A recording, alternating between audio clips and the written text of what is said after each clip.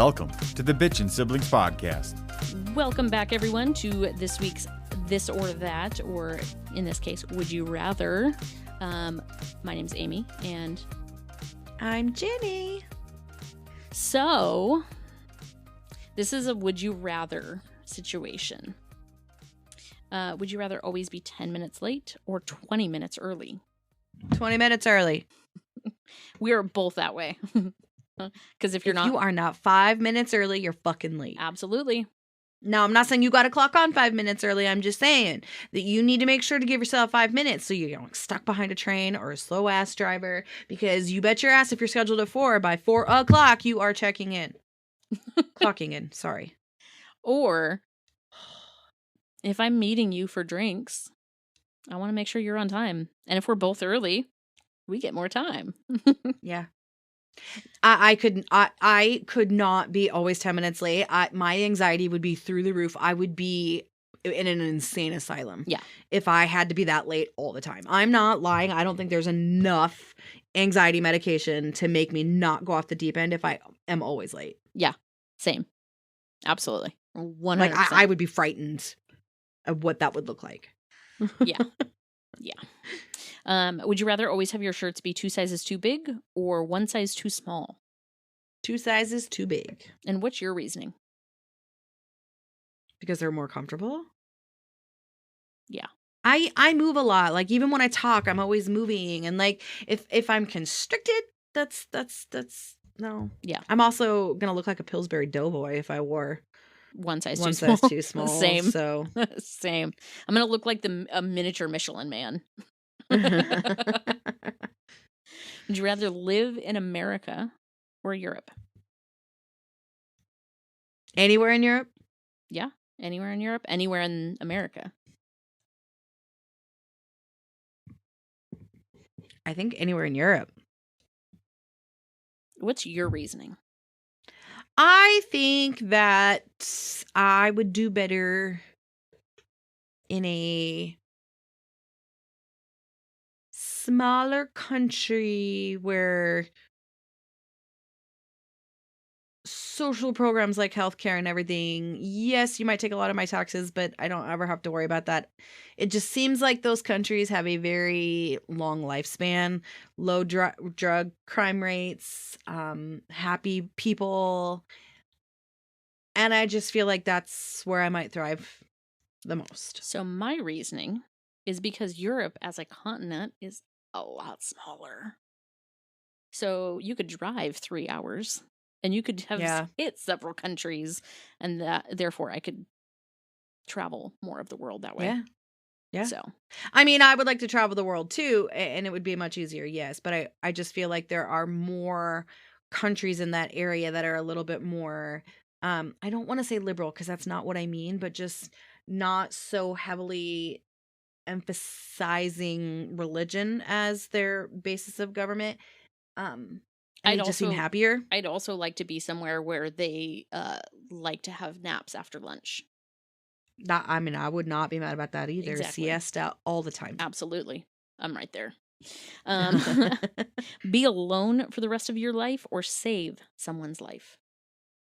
Save someone's life. Same. What good is this world if you don't have anybody to share it with? And it doesn't have to be a husband or a wife. Exactly. It could be a kid. It could be a friend. It'd be a sister. What good is it to be here if you have nobody? Exactly. Because I'm not. This is gonna sound. I like to be alone in the sense that I don't like to be out in public all the time, but I like to be alone, like in the same house with my husband. I just don't need to be doing things all the time. Yeah. And yeah. I can't imagine this world without you. Like, well, yeah. Like I know. Yeah. I'm pretty awesome. Yeah, I mean, you kind of are. I'm right there with you too. Actually, I recently just got my recertification of my CPR and first aid card. Nice. So yeah, I've always been wanting to, like, I've always been one that I want to save someone's life. I think it's just a. I mean, I don't want to have to. I don't want to have to, but like, I don't want to. I don't want to go through that sort of trauma. But given an opportunity, obviously, I would do anything and everything I could. So I also feel like I'm one of those that would be able to stay very calm in a crisis situation where I had the need to save someone's life, whereas other people might be like, oh my God, what do I do next? What do I do? What do I do? See, that's where you and I are a little bit different, because on the outside, I would know exactly, be like, okay, we're doing this, this, this, and this. And I would just like kick in my fucking head where y'all can't hear. I'm going, oh my God, oh my God, oh my God. What do I do? What do I do? What do I do? And it's like, I become two different people, because like my head is like, oh my God, I'm freaking out. But what other people see is not freaking out. But I go into like a robot mode where I'm just, yeah, you know, that's how I am. Very inhuman. Yes. And not in a bad way, but just no emotions, no attachment. We're going to do this. We're going to do that. We're going to do this. And it comes across as being a bitch. Oh, see, mine doesn't come across as being a bitch. Mine just comes across as, this girl's fucking genius and we should fucking listen to her. Mine literally just comes across like I'm being a bitch. Like, do this, do that, do this. Like, if I get to the point where I feel like, you know, shit needs to be like, we got to do this and nobody's listening, I will just get in and just start like, go do this, go do that. Like, and then, oh, fine, I'll do it. Like, and so it comes across as me being an asshole or a bitch, but I'm not. I'm just, that's me. Got to get it done. And I don't care what I have to do to get there. Yeah. You know? I get that. Definitely get that. Never use social media again, or never watch TV again. Never use social media again. Same. And I'm not even a huge TV person anymore, but I love having the comfort of some shows that are just not only always that, gonna be there. I can't go to sleep without having the TV on. Same. So, and my husband keeps telling me, he's like, you've got to train yourself to not do that. And I'm like, okay, I'd love to be able to train myself to do that, to not do that. However, there is a study that says if you have to have that noise, whether it be a fan or a TV or something, it's because you have abandonment issues. Okay, so I have always made it very clear when I first started dating my husband, I said, you know, I have to sleep with the TV on. It's a trauma response for me.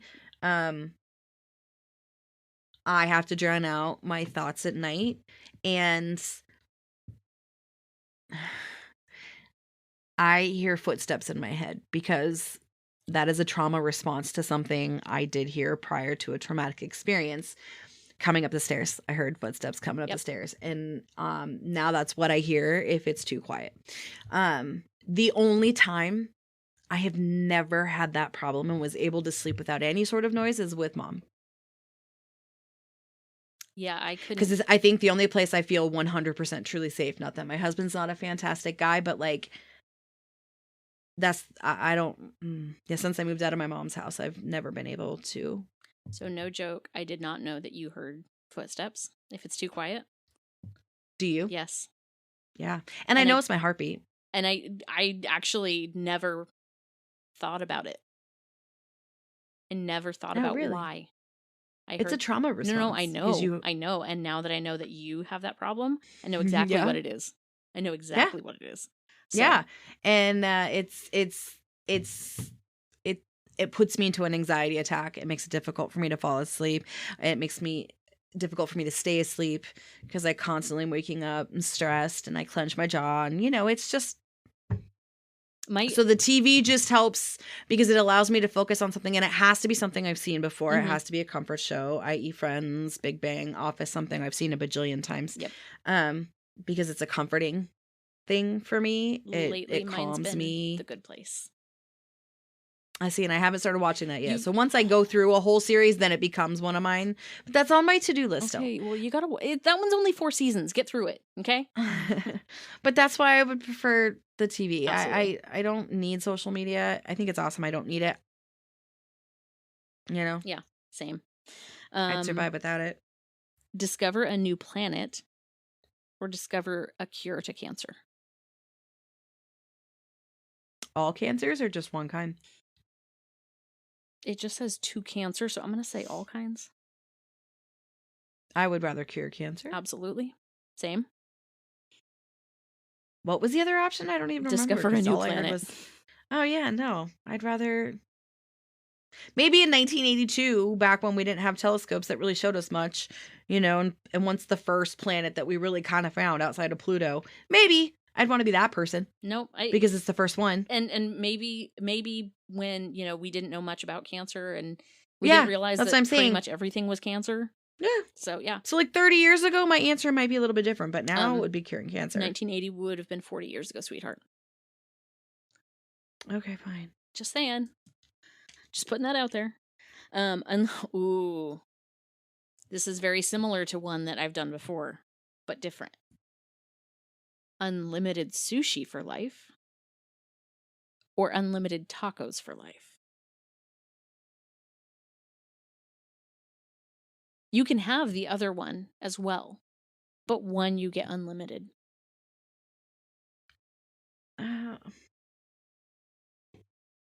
Tacos?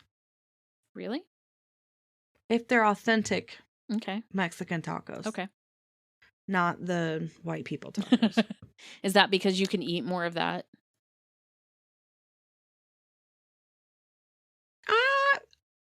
No, I love Asian food, don't get me wrong, but I genuinely prefer Hispanic food over Asian food. Okay. Well, I'm going unlimited sushi because I fucking love it. And it is good. And then I could actually have all the different kinds. Yeah. And doesn't mean that I'd eat it all the time. It's just that, I'd have it whenever I wanted. So, and I just tried I just sent you that video or the picture the other day of the new one that I just tried. So fucking good. It had mango on the top and the sauce was a sweet but spicy. Oh, it was so good. So fucking good. And I'm also thinking I have 4 teenage boys and a husband, and my husband will not eat any sushi that has raw fish, so it's got to be cooked. And I think only one of our kids would eat it. So I'm thinking of it from if I'm going to have unlimited, I know the kids will all eat tacos. That's funny because my husband will also not eat any of the raw sushi stuff, but I will still take the sushi. Well, yeah, but I'm sitting here going, I could have unlimited sushi for pretty much just myself. That's true. Or I true. could have unlimited tacos and feed everybody. And apparently you care more about your family than I do. Well, it's only you and your husband, so it's not if it was just me and my husband, I'd be fuck my husband, I'm going to have sushi. But if it's, I'm thinking of 4 teenage boys and a husband and me, we'll all eat tacos and everybody will eat them willingly. This is true. Would you rather give up music for a month or TV for a month? TV. Your face. Your face. What? Your face is priceless when I said give up music for a month. You're just like, oh, no. She had this look you. Gross. Well, yeah. Because like I said earlier, I really only have the TV for background noise when I need, because I can't have music, otherwise I'll sing at night. So that's why I listen to TV and not music. But I could go without TV for a whole month, but no music at all. So I could probably do no music because for a month, because during the day I listen to my audiobooks or my podcasts or whatever I've got going on. And then at night I'd have my TV to fall asleep to. No. I can listen to my podcast and my audiobooks to and from work the whole 5-minute drive. And half the time when I'm listening to my music on Spotify, it'll finish up a song as soon as I get in the car, and then it'll go to 6 commercials, and by the time those commercials are done, I'm at work. So I don't actually get to listen to any fucking music. Yeah, no, I could give up TV for a month. Yeah. Because I fall asleep to it, I couldn't. I mean, I can fall asleep to music. I'll stop singing it eventually. But sometimes I'll put classical music on. I've done that before. I can't even put classical music on because then I'll hum it because I know a lot of classical music. Yeah. All sorts of things are wrong with me, okay? Okay. Next one. Sell all of your possessions or sell one of your organs.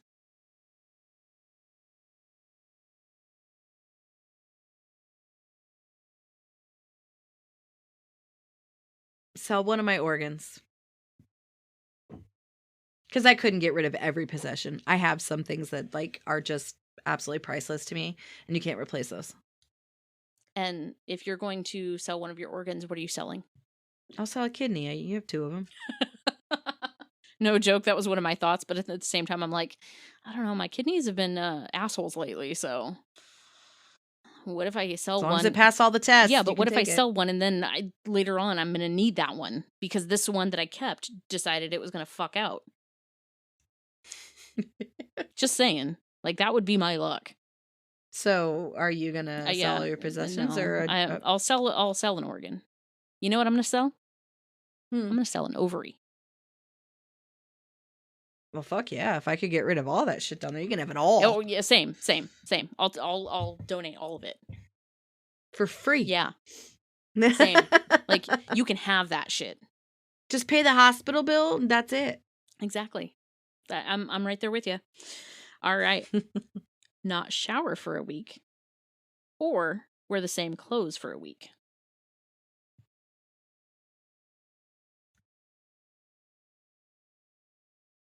Can I like give myself sponge baths? No. I mean, you can take a horse bath. What, like a baby wipe, paper towel, and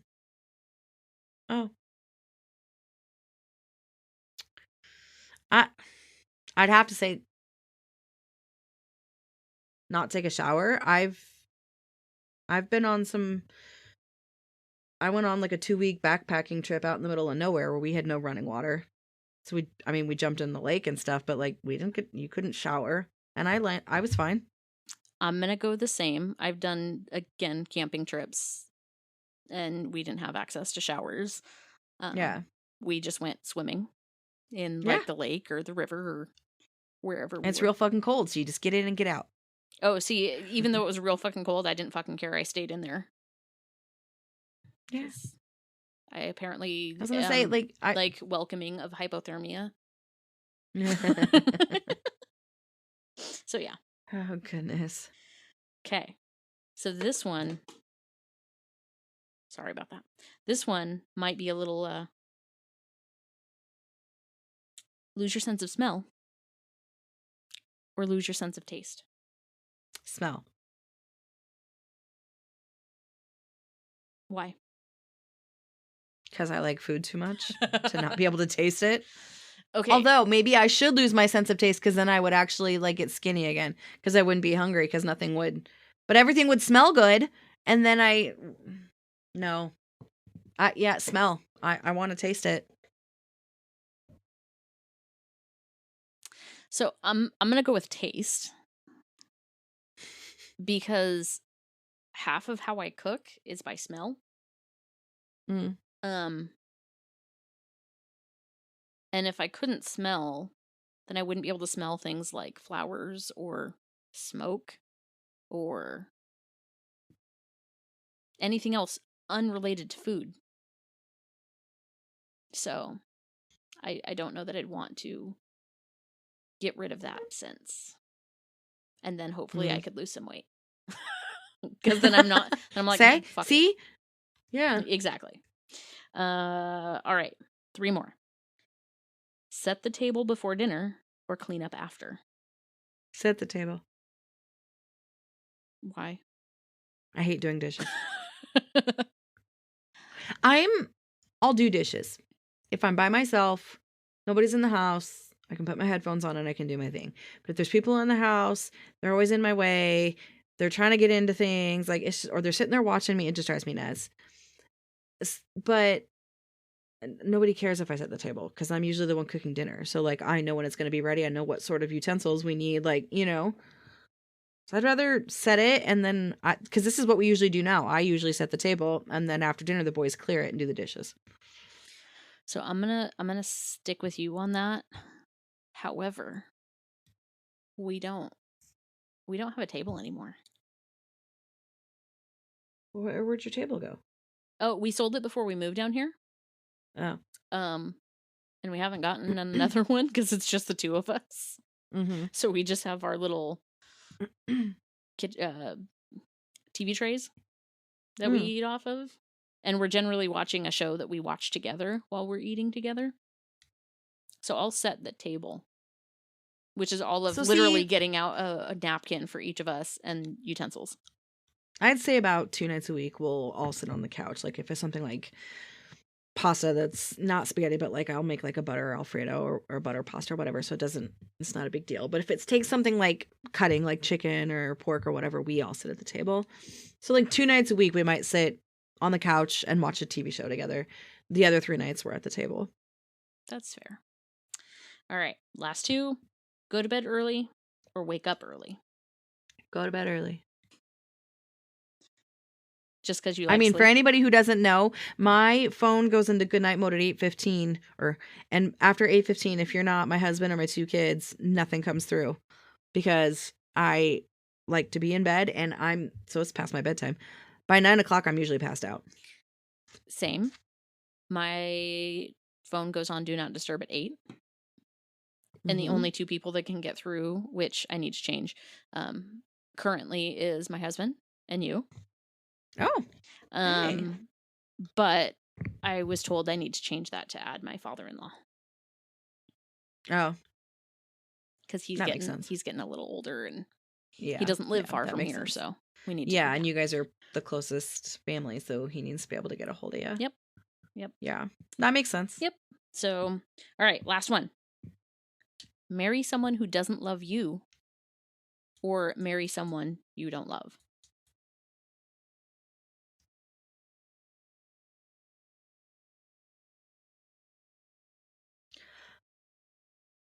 Marry somebody I don't love. What's your reasoning? Because I feel like if the person loves me, even at my worst, I don't necessarily have to love them, but I could definitely have admiration and respect that person loves me through thick and thin, regardless. And I feel like even if there isn't love, you can still have a very successful relationship if there's a lot of trust and faith and appreciation and, like, you know what I mean? Admiration. I feel like it would be easier to stay in that relationship than to be in a relationship where I felt like I was constantly chasing for my husband to love me. I'm right there with you. I would rather be in a relationship where I don't love them, because you can like someone and not love them. Yes. Or let me rephrase that. You can love someone but not be in love with them. Oh God, yeah. So I have a couple of guy friends that I am not in love with, but I love them dearly. They are really, really good people. I would never leave my husband for them. But if I had never met my husband, I could see myself being in a relationship with somebody like that, who they're just great people. I may not be in love, but if they're in love with me, that doesn't mean that relationship can't be successful. Exactly. And I feel like I have to be the one in control of that, because I can't. I agree. Yeah, I can't be the one that loves someone more than I love them. So, yeah. However, there is a quick thing, side tangent. There is a study that says that in every relationship, one person always has more feelings than the other. Not to say that they don't love each other or that one person doesn't love, but one person has more than the other. And it's generally the men that have more. That's so funny, because I was going to ask you, if you had to answer that question. I'd have to say that my husband has more love for me, because seriously, I can piss him off to no end, and 5 minutes later he's still coming in to the room. Can I get you anything? Can I bring you anything? Do you need anything? No. Now leave me alone. Okay, I love you. Exactly. Like, don't get me wrong, I absolutely love my husband, but that man adores me. Same thing. I love my husband with every damn fiber of my being. He's a bigger guy. There's more fiber of his being, let me tell you. Exactly. And he loves me with every bit of it. And it took a couple of years of me trying to push him away every time he loved me, even when I didn't deserve it, because that's just what I was used to, before I finally realized, like, wow, this asshole's not going anywhere. And it just, every time he shows me more love, it makes me love him more. Exactly. So I feel like his unending love for me is making me constantly, every day, fall deeper in love than the day before. Yeah. And I know that sounds cliche, and I know that it sounds like a total white girl thing to say, and you know what, it is. My bad. But I don't care. At 40, my relationship is in no way perfect. We definitely get on each other's nerves. We're polar opposites. Drives me freaking bananas, but he is also the best man for me. And I love him to pieces. So I can only imagine how much his love is, because the way he shows it, same thing. He always kisses me on the forehead before I go to bed. Like, he'll come in and like fill up my water for me. And then after like 15, 20 minutes after he's left, he comes back in, and sometimes I'm asleep and sometimes I'm like half asleep, and he'll kiss me on the forehead again and make sure I'm covered up. And like, because at that point, usually the dog sleeps with me for that 10, 15 minutes. And then he comes in, she goes back out with him. And, there's a routine. Mm-hmm. Every night. And I mean, I'm asleep most nights, but the nights that I'm half asleep, I mean, there's no way I'm awake only when he's doing these things. Like, So it's crazy. My husband and I started dating in December of 2006. In February of 2007, he thought I was asleep. And he had his arm over me. And he just whispered, "I know how I'm going to propose to you."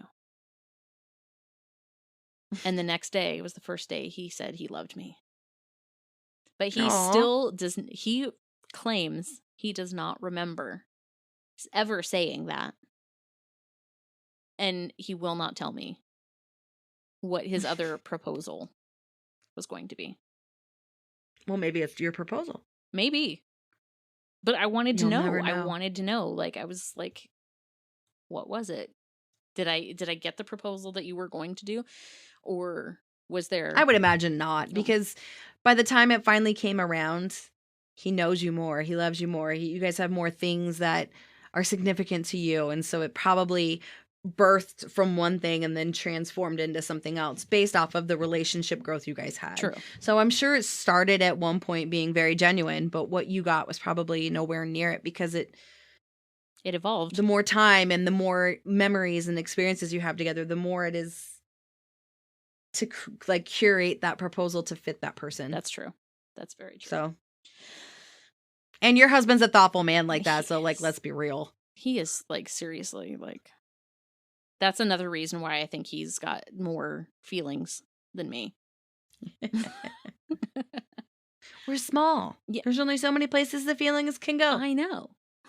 That's what happens when we marry 6 foot guys. Yeah. And we're 5'2" and 4'10" respectively. Yeah. And my husband's 6'4". Mine, I think, is 6 or 6'2".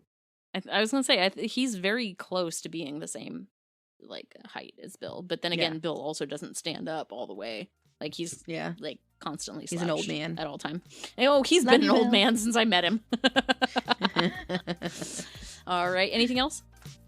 Nope, that's it. All right. Well, just a reminder, guys, if you guys have any of these cool this or that, would you rather, anything like that, shoot us an email, ginnyandamypodcast@gmail.com. That's GINNYANDAMY podcast@gmail.com. Like and subscribe us anywhere you get your podcasts. Give us that 5-star review. Woo woo. What? Yeah, you can also find us on Instagram at Bitching Siblings Podcast. You guys have an awesome fucking week, man. Hopefully we don't have anything to bitch about next time we get on. Oh, I'm sure we will, because that's just who I am. Life. Yeah. All right. Bye, everybody. I don't know why I wave at the camera like they can see me.